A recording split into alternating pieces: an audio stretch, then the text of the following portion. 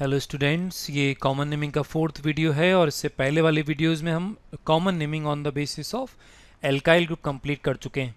बस ये दो ही मेन सिस्टम है जिनके बेसिस पे कॉमन नेम लिखा जाता है। ये जो हम आज पढ़ने वाले हैं ये है common names on the basis of source. मतलब कंपाउंड का हमें सोर्स पता रहेगा और उसके बेसिस पे हम कंपाउंड का नाम लिखेंगे। लेकिन देखो, ये प्रैक्टिकली पॉसिबल नहीं है कि हम हर कंपाउंड का सोर्स याद कर पाएँ।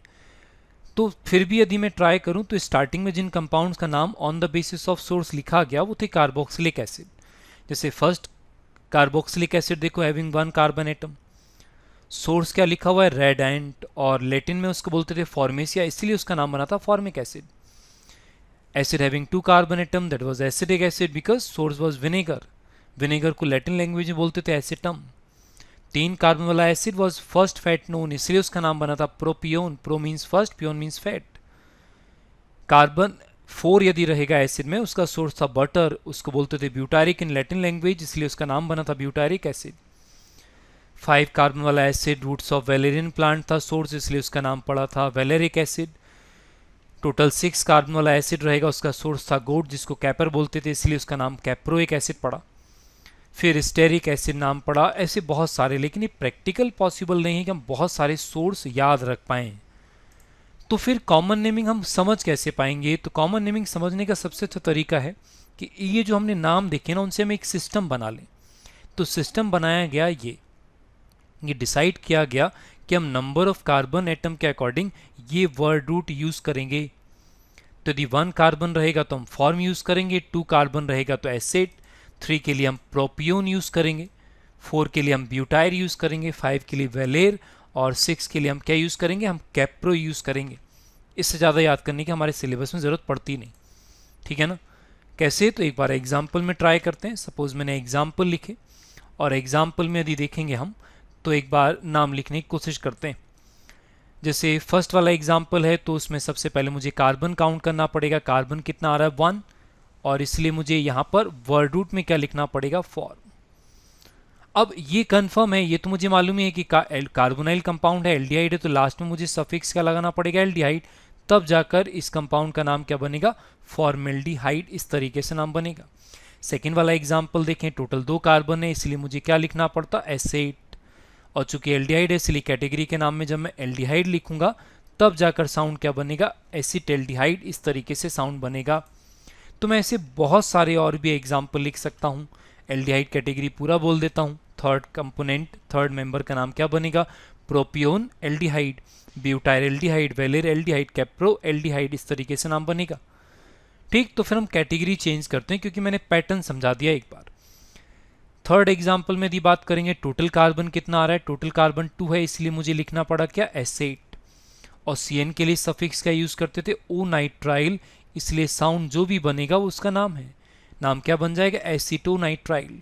देखो, यदि मैं डायरेक्ट एसिटोनाइट्राइल याद करूंगा तो वो डिफिकल्ट है, लेकिन यदि मैं कंपोनेंट्स याद करता हूँ एसेट प्लस ओ नाइट्राइल, वो इजी पड़ता है। क्यों? मुझे समझ आता है। एसेट ओ नाइट्राइल का मतलब साइनाइड हैविंग 2 कार्बन एटम्स, तो मैं स्ट्रक्चर इजीली बना पाऊंगा। क्लियर है? फिर कार्बोक्सिलिक एसिड में ट्राई कर लेते हैं। यहाँ पर टोटल 2 कार्बन है, इसलिए यहाँ पर क्या लिखना पड़ेगा मुझे? एसेट। और सफिक्स क्या लगाते थे? On the basis of alkyl group में सीखा था हमने, एक एसिड, इसलिए इसका नाम क्या बन जाएगा? एसिटिक एसिड इसका नाम बन जाएगा। और यदि इसमें ट्राई करें तो सारे एसिड के मेंबर्स का एक बार नाम बोल लो, यदि हमें सोर्स याद नहीं करना है तो।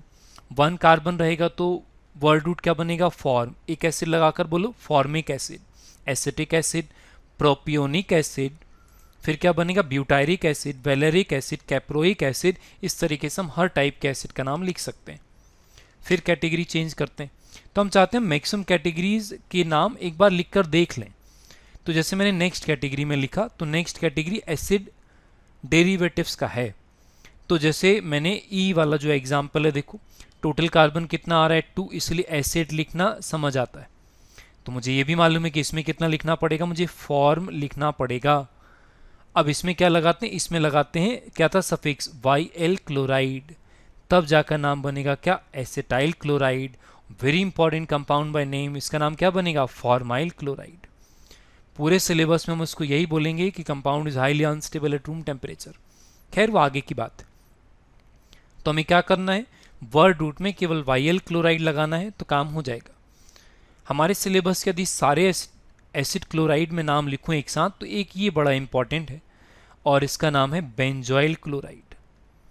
और ये नाम हमने on the basis of source नहीं लिखा, ये हमने लिखा है on the basis of alkyl group.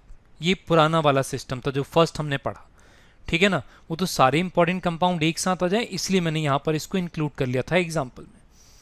Next category देखते हैं। नेक्स्ट कैटेगरी ईस्टर है और ईस्टर में हम बात करें तो ईस्टर का नेमिंग यदि रिकॉल करो तो ईस्टर का नाम लिखने का हमने क्या रूल बनाया था कि सबसे पहले हमें क्या लिखना पड़ेगा, सबसे पहले हमें एल्काइल ऑफ ईस्टर लिखना पड़ता है। एल्काइल ऑफ ईस्टर का मतलब which is attached with oxygen directly. तो ये तो कंफर्म है कि मुझे सबसे पहले इसमें क्या लिखना पड़ेगा, methyl which is attached with oxygen.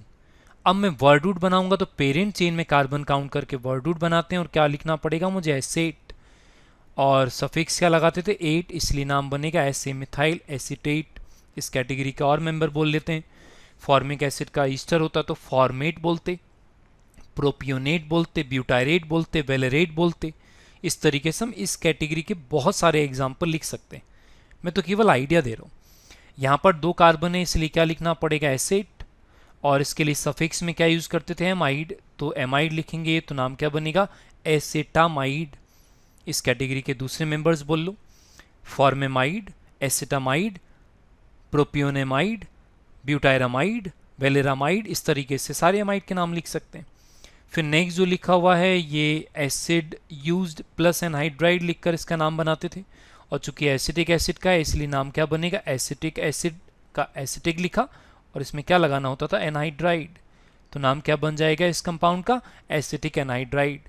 तो इस तरीके से हम सारे एसिड डेरिवेटिव का नाम आसानी से बना सकते हैं। क्लियर है। और एग्जाम्पल लिखकर देख लेते हैं। और एग्जाम्पल यदि लेकर आए तो जरा इन ग्रुप्स को, इन रेडिकल्स को और देखते हैं।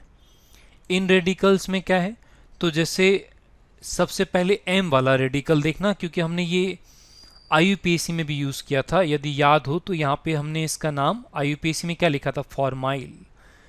शायद आईयूपीएसी में डायरेक्ट याद करना पड़ गया हो अब, लेकिन समझ में आता है कि फॉर्म क्यों लिखा गया, क्योंकि इसमें एक ही कार्बन था, तो ये तो हमें पहले से याद था। अब जरा के वाले एग्जाम्पल पर आओ। टोटल कार्बन 2 है तो मुझे यहाँ पे क्या लिखना पड़ेगा, एसेट, और लास्ट में क्या लगाना पड़ेगा, वाईएल, इसलिए इसका नाम क्या बनेगा, एसिटाइल। देखो ये रिस्ट्रिक्शन हमें ऑब्जर्वेशन बेस्ड याद रखना पड़ता है कि किस सिस्टम को किस टॉपिक में यूज करते हैं। भाई जैसे मैं मिथाइल इथाइल प्रोपाइल का नाम इस बेसिस पे नहीं लिख सकता। जैसे भाई फॉर्माइल को यदि तुम ऐसा बोलने की कोशिश करो कि फॉर्म मतलब एक कार्बन और वाइल मतलब फ्री वैलेंसी मतलब CH3, तो रॉन्ग। ये केवल एसिड और एसिड डेरिवेटिव में यूज करते हैं, ठीक है ना। तो जैसे नेक्स्ट एग्जाम्पल पर लिखूं तो ये बड़ा इंपॉर्टेंट है, जनरल कैटेगरी है। यहाँ पर आर का कोई वैल्यू तो है नहीं तो इसको तो डायरेक्ट याद रख लेंगे हम। इसको बोलते हैं क्या, एसाइल ग्रुप। इसको हम क्या बोलते हैं, एसाइल ग्रुप बोलते हैं, ठीक, ये ध्यान रखना। फिर इसका नाम बोलेंगे तो इसका नाम बोलते हैं बेंजोइल, इसको बोलते हैं बेंजोइल ग्रुप, और ये भी on the basis of alkyl group है, ये याद रखने पड़ते हैं। इसका नाम बोले तो मुझे इसका नाम पता है, इसका नाम मैंने अभी भी क्या लिखा था, एसिटाइल, और इसमें ऑक्सीजन लगाएंगे तो ऑक्सी लगाना पड़ता था, याद है मिथाइल से हमने मिथॉक्सी कैसे बनाया था। तो हमें क्या करना पड़ेगा, एसिटाइल लिखना पड़ेगा, और वाइल हटाने के बाद मुझे क्या लगाना पड़ेगा, ऑक्सी लगाना पड़ेगा, तब जाकर इसका नाम क्या बनेगा, एसिटॉक्सी इसका नाम बन जाएगा। क्लियर है किस तरीके से नाम लिखा जाता है। तो ये है on the basis of source naming का तरीका। और देखो कॉमन नेमिंग में हर सिस्टम में कुछ ना कुछ ड्रॉबैक्स हैं, तभी तो ये सारे सिस्टम रिजेक्ट होकर आईयूपीएसी पर शिफ्ट हुए हैं लोग, ठीक। तो यदि ड्रॉबैक्स की बात करें तो जरा इन एग्जाम्पल्स को देखते हैं। इन एग्जाम्पल्स में यदि बात करें तो जैसे पी पे जो एग्जाम्पल लिखा हुआ है, मैंने अभी अभी बोला कि ये सिस्टम एसिड और एसिड डेरिवेटिव में यूज होता है, लेकिन फिर भी इस वाले कंपाउंड का नाम सिलेबस में लिखा जाता है एसिटाइलिन। अब ये तो तुम्हें समझ आ जाएगा कि मैंने एसिड क्यों लिखा, क्योंकि 2 कार्बन है कंपाउंड में इसलिए। लेकिन आइलिन लिखने का पैटर्न किसी सिस्टम में कहीं पर भी अभी तक हमने नहीं पढ़ा। जैसे यहां पर देखो नेक्स्ट एग्जाम्पल का नाम लिखा जाता है एसीटोन। अब ये है तो रॉन्ग, क्यों, क्योंकि भाई टोटल कार्बन तो 3 है ना, और कॉमन नेमिंग में तो टोटल कार्बन काउंट करने के बाद वर्ड रूट बनाते हैं, लेकिन क्या करो ये एक्सेप्शनल हमें ऐसे ही याद करने पड़ेंगे। फिर जैसे नेक्स्ट है, इस कंपाउंड का नाम है एसीटोफिनोन, याद ही करना पड़ता है ये एसीटोफिनोन। ये लास्ट एग्जाम्पल का इसको बोलते हैं बेंजोफिनोन। तो ये कुछ ऐसे एग्जाम्पल्स हैं जो हमें याद ही रखने पड़ते हैं। तो इस तरीके से हम on the basis of source हम नेमिंग कर सकते हैं। कुछ ड्रॉबैक्स भी हैं, लेकिन ठीक है, कार्बोनाइल कंपाउंड का परफेक्शन से नेमिंग हो जाता है, एसिड का हो जाता है, एसिड डेरिवेटिव्स का हो जाता है, कार्बोनाइल साइनाइड्स का हो जाता है, वो सफिशियंट है। ठीक है, थैंक यू।